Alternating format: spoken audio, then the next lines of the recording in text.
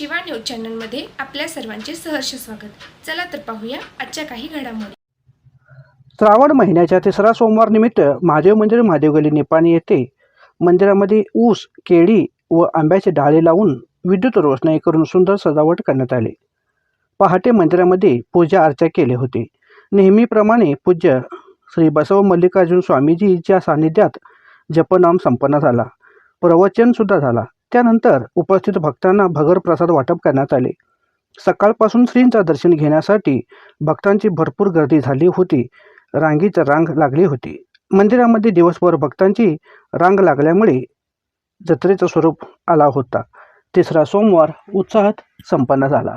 शिवा न्यूजसाठी शिवानंद वशेदार. चॅनलला लाईक व सबस्क्राईब करायला विसरू नका. बेल आयकॉन क्लिक करा.